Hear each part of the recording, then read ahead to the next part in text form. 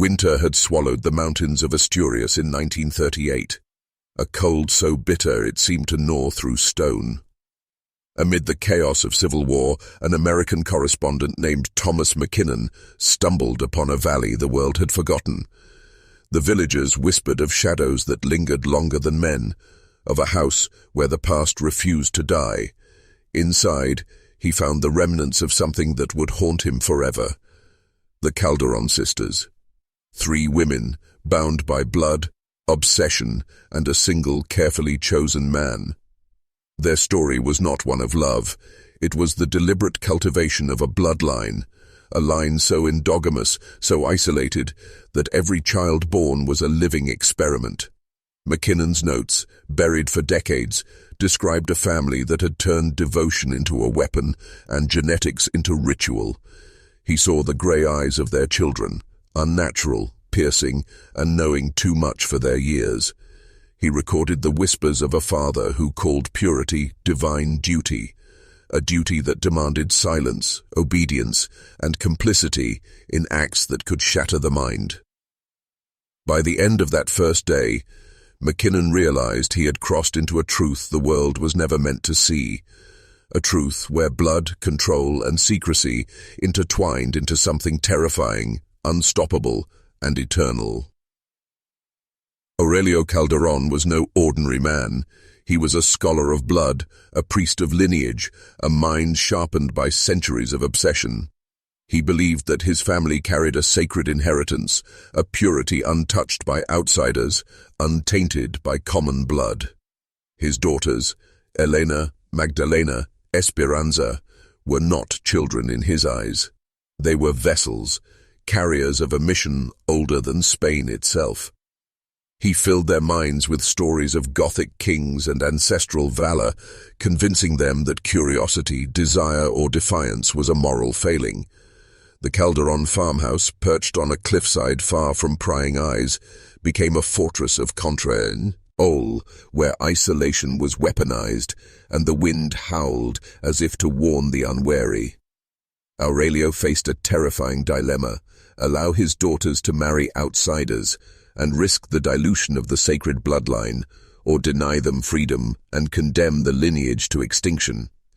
But in the long winter nights, a darker plan took root, one that required deception, manipulation, and the silent cooperation of the sisters themselves. He found a man, Aurelio Calderón, whom he claimed was a distant cousin. The truth was far more sinister. Rodrigo was not only a relative, but the son of Aurelio's own sister, hidden away, raised in ignorance of his true blood. And Aurelio intended to bind him to all 3 daughters. The Calderón sisters had been raised to believe they were exceptional, chosen, almost sacred. Elena, the eldest, absorbed her father's lessons like a scholar of destiny, her grey eyes reflecting both curiosity and a chilling obedience. Magdalena questioned, hesitated, but Aurelio's logic, a mixture of theology, genealogy, and fear, taught her doubt was dangerous. Espiranza, the youngest, carried the faintest shadow of rebellion, but even she could not escape the suffocating ideology that had shaped their minds since birth. When Rodrigo arrived, a hollow-eyed man with a presence that seemed to absorb the light around him, the sisters understood their lives had changed forever. Aurelio's plan was methodical. Each daughter would, in turn, become the primary wife for a month, while the others served in roles of support, observers, and record-keepers of this sacred union. Every detail was calculated, every moment observed. Outside the farmhouse, winter sealed them from the world. Inside, psychological control ruled every interaction. Rituals of genealogy, prayer, and obedience blurred lines of love, desire, and horror. Rodrigo, raised to believe he was a distant cousin, complied without question, unknowingly entangled in a labyrinth of incest and deception. And the sisters, taught to revere the purity of their blood, accepted their roles with a mixture of reverence and fear. By the first night, the boundaries of family, morality, and humanity had already begun to fracture. Rodrigo's arrival was silent, almost spectral. The snow-laden paths of the Calderón Valley had already erased all traces of the outside world, leaving him and the sisters trapped in Aurelio's carefully constructed cage. He was older than they expected, his eyes dark, knowing or pretending to know more than a distant cousin should. Elena was the first to be claimed by the ritual, her compliance immediate. A mind drawn into the web of genealogical obsession her father had woven. Nights became long studies in silence, with flickering candlelight illuminating charts and family trees that mapped a destiny she had been bred to accept. Magdalena followed, her resistance quietly simmering, her whispered questions met with anger and manipulation, eroding her confidence until doubt itself seemed sinful. Espiranza, sharp and observant, began noticing anomalies in Rodrigo's stories, inconsistencies that hinted at hidden truths. But she kept them secret, knowing that any challenge could provoke the full force of Aurelio's wrath. The farmhouse, once a home, became a laboratory of the psyche. Rituals of obedience, cycles of rotation, and constant surveillance reshaped the sisters' sense of self. By the end of that first winter, the seeds of fear, control, and complicity had rooted themselves deep, ensuring that the family would continue its dark experiment, generation after generation. By the autumn of 1897, the first generation of Calderón children began to arrive. Elena bore twins, a boy and a girl, while Magdalena produced a single daughter. The births were grueling, medical help non-existent, and Aurelio acted as midwife, controlling every moment. From the first cries, it was clear these children were unlike any others. Their grey eyes mirrored the eerie intensity of the sisters, and subtle physical anomalies appeared. Underbites, webbed fingers, and developmental quirks that hinted at the consequences of concentrated blood. But it was not just their bodies that unsettled Espiranza, it was their minds. Even as toddlers, they exhibited a fixation on genealogy, asking questions about parentage, bloodlines, and inheritance. They avoided games and distractions, drawn instead to the meticulously charted family trees that covered every wall of the farmhouse. Aurelio watched with pride, convinced his experiment was succeeding, while Espiranza's horror grew. She documented everything, recording the children's behaviors, the subtle shifts in personality, and the chilling precocity of their intellect. These children were the first true product of Aurelio's obsession, the embodiment of what he called genetic refinement. And yet, beneath the surface, the weight of psychological conditioning, isolation, and the unspoken truths of their conception began shaping them into something simultaneously gifted and dangerously fragile. As the first generation of Calderón children grew, the farmhouse transformed into a crucible of psychological conditioning. Normal childhood was forbidden. Lessons in arithmetic and reading were intertwined with obsessive studies of family lineage and blood purity. Aurelio's decrees became law, curiosity about the outside world was immoral, loyalty to the bloodline absolute. The children absorbed this doctrine instinctively, repeating names, dates, and ancestral connections as though they were incantations. They internalized roles before they understood choice. Espiranza watched as their personalities bent under the weight of imposed destiny. Even play became a reflection of the family's obsession. Games revolved around hierarchy, inheritance, and ritualized obedience. By the early 1900s, the original system of rotating unions had expanded into a more intricate and horrifying design. Each child's potential for genetic contribution was charted, projected, and compared. Siblings and cousins were assessed as future participants in a cycle of carefully orchestrated unions, cementing both control and complicity. The outside world became a myth, a story whispered in the wind beyond the valley. And in this vacuum, fear and indoctrination fused with devotion. The Calderón children, conditioned from birth, were not merely offspring, they were living instruments of Aurelio's ideology, embodiments of a doctrine that blurred the lines between sacred duty, abuse, and self-erasure. They would never escape. They were already part of the design. As the years stretched on, the sisters themselves began to fracture beneath the weight of Aurelio's design. Elena, once sharp and commanding, now moved with a mechanical precision, her identity consumed by the rituals of rotation and the obsessive preservation of blood. Magdalena, quieter, bore a simmering resentment beneath her obedient exterior, haunted by questions she dared not voice. Espiranza, the youngest and most perceptive, became the family's silent historian, recording every whispered fear, every subtle act of manipulation, knowing that the truth she documented might be the only legacy free from Aurelio's control. The farmhouse had become a prison of psychological dominance, walls lined with genealogical charts, air thick with fear, obedience, and secrecy.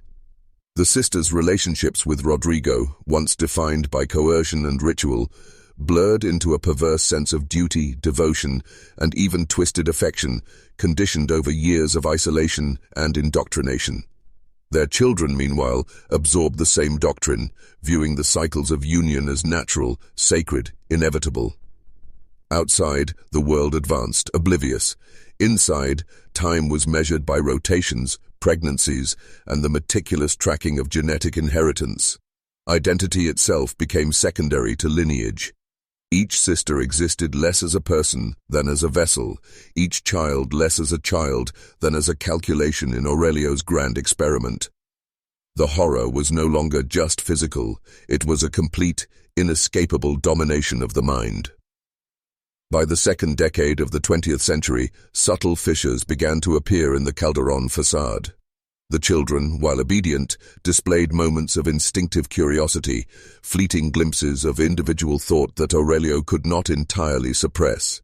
Espiranza, ever vigilant, noticed them, the way her nieces and nephews paused when confronted with moral contradictions, the way their eyes lingered on charts, not as reverent students, but as questioning minds.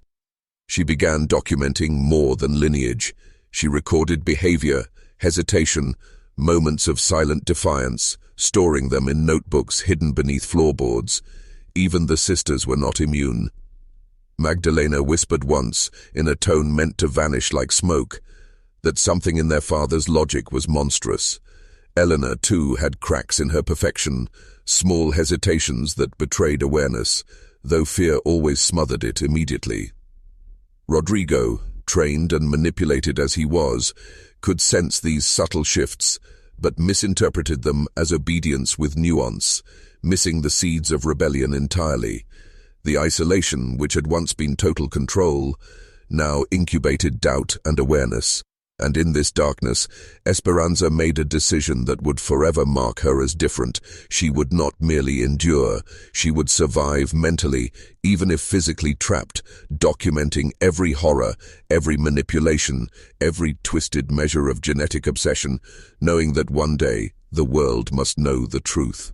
One February night, trapped by a blizzard that seemed determined to erase the world outside, Espiranza uncovered the truth that would shatter everything.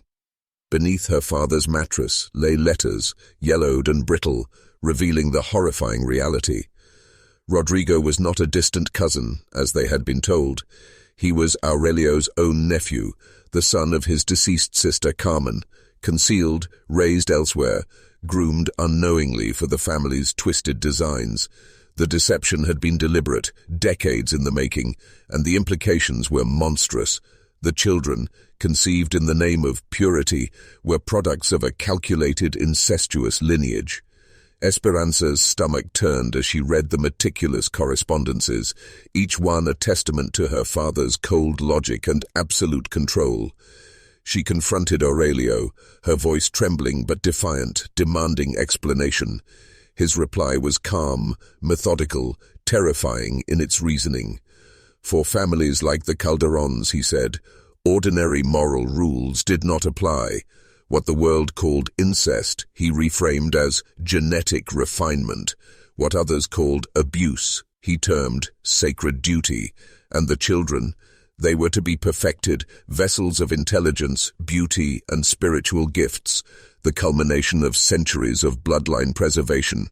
Espiranza understood immediately. Escape was impossible, at least for herself. But she made a silent vow to document, to observe, to record the truth, so that when the world finally glimpsed this horror, it would understand the full depth of Aurelio's madness. By 1900, the first generation of Calderón children had begun to reveal the consequences of Aurelio's obsession. Their grey eyes, hauntingly identical, mirrored a consciousness that seemed older than their years. Physical abnormalities emerged, underbites, webbed fingers, and uneven development. But it was their minds that truly unsettled Espiranza. They were instinctively attuned to the family's doctrine, memorizing genealogical charts, asking questions about parentage, and observing rituals with an eerie precision. Normal play held no interest. Imagination was subordinated to calculation, curiosity to duty. Even the youngest twins demonstrated a preternatural awareness of hierarchy, roles, and expectations, as if they had absorbed generations of doctrine before they could speak properly. The sisters, once human in temperament, now reflected the same rigid patterns, their identities entwined with the machinery of Aurelio's design. Conversations, meals, and sleep cycles revolved around preservation, calculation, and observation, leaving little space for emotion unbound by duty. Espiranza recorded it all, knowing that each moment was both evidence and warning. Outside, the world moved on. Inside, life was a laboratory, and the subjects were both willing and helpless. The children were brilliant, obedient, and terrifyingly aware, proof that Aurelio's sacred duty had taken root.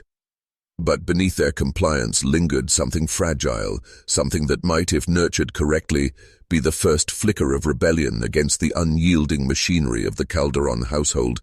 By 1905, Aurelio's plan had evolved into a second, even more meticulous phase. The first generation of children were no longer merely offspring. They were instruments in the continuation of his design. Each child's potential for genetic contribution was analyzed, calculated, and compared in secret charts that Espiranza dutifully recorded. New pregnancies were orchestrated with precision, rotations, and timing adjusted to ensure maximum concentration of pure blood. Parentage was deliberately obscured. Children grew up unsure who their biological mother was and who their siblings truly were, reinforcing obedience and erasing personal attachment.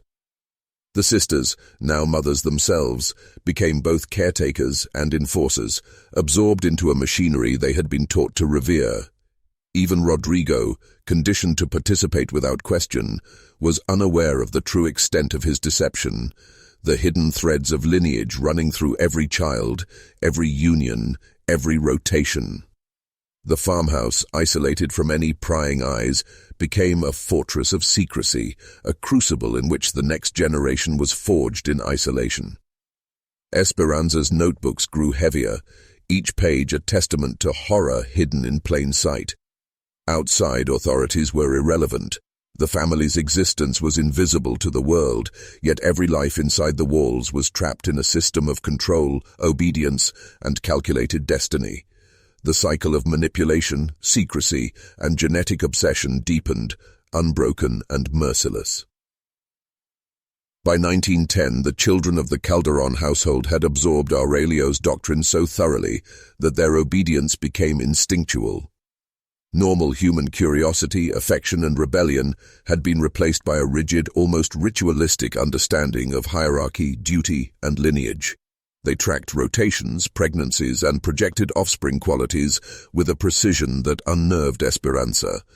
Even as adolescents, they debated genetic combinations with the same cold logic their grandfather used, as if morality and emotion were irrelevant variables. Play, laughter, and spontaneity were absent, each action measured, each word weighed. The sisters themselves were shadows of their former selves, Elena's beauty and intellect now instruments of lineage management, Magdalena's whispered doubts silenced by years of fear and habit, Espiranza's sharp mind the only window into conscience and history. Rodrigo continued his cycles, unaware of the depth of manipulation, yet unconsciously complicit in the training of a generation bred to obey. The isolation, the secrecy, the endless lessons in sacred duty had created a household of uncanny awareness. children who understood roles without explanation, who followed rules without supervision, and who could not imagine a world beyond the valley. Espiranza's horror deepened daily, realizing that the family she was documenting was no longer just living. It was a mechanism, a system engineered to reproduce itself with terrifying precision. By 1915, subtle fissures appeared in the Calderón system. The children, conditioned for obedience, began exhibiting moments of instinctive defiance, tiny gestures, questions, and hesitations that Espiranza observed with growing intensity. They tested limits in ways Aurelio could not entirely predict, hinting at awareness beyond indoctrination. Espiranza herself, weary but determined, realized she could no longer remain a passive recorder. She needed to influence the narrative from within. She began introducing small acts of guidance, teaching certain children discretion and observation, not just as duty, but as a form of survival. Her instructions were coded, subtle, a glance, a gesture, a hidden note beneath a chart, designed to awaken cognition while avoiding detection by Aurelio. Meanwhile, the sisters, though fully enmeshed in the cycles of rotation, showed signs of strain. Elena's rigidity faltered in private, Magdalena's whispered frustrations increased, and even Rodrigo exhibited glimpses of unease at the patterns forming around him. The household, while still a fortress of isolation and control, began to tremble under the weight of its own structure. Espiranza realized that knowledge was power. By carefully manipulating it, she could plant seeds that might one day allow at least some of the children to see beyond the prison of bloodline obsession. The game of survival had begun, not with violence, but with subtle, almost imperceptible defiance. Espiranza's strategy became deliberate and meticulous. She identified which of the younger children showed signs of independent thought, which minds had not yet been fully consumed by Aurelio's doctrine, and she began shaping their perception quietly, carefully, like a gardener tending a fragile plant in a storm. She introduced coded lessons hidden within routine instruction. Genealogical charts became puzzles, rotations became questions of choice, and obedience was framed as a tool to navigate, not surrender. Every entry she wrote in her secret notebooks became evidence and instruction simultaneously, a map for survival and a record for the outside world should it ever intervene. She observed their play, their whispers, their fascination with charts, and she inserted subtle moral lessons, almost invisible under layers of indoctrination, teaching the difference between duty and exploitation. The rotations continued, pregnancies progressed, and Rodrigo moved through the household as the obedient instrument of Aurelio's vision, unaware of the quiet revolution taking root in Espiranza's mind. The sisters were trapped, enmeshed in roles they had been born into, yet the children, the ones who would inherit the Calderón legacy, were beginning to grasp the unspoken rules that could bend the machinery. And here, in the isolation of the valley, Espiranza understood the paradox. She could not stop the cycle entirely, but she could plant seeds of awareness, small sparks of consciousness that might one day grow into rebellion or escape. By the 1920s, Aurelio's obsession had reached its apex. The cycles of rotation, the calculated unions, the obscured parentage, all had become normalized, woven into the daily lives of the Calderón household. The children, now adolescents, accepted their roles without question, some even anticipating their future participation with disturbing enthusiasm. Intelligence, beauty, and social manipulation were lauded as proof of the divine refinement Aurelio had promised. Obedience was fetishized as a sacred gift.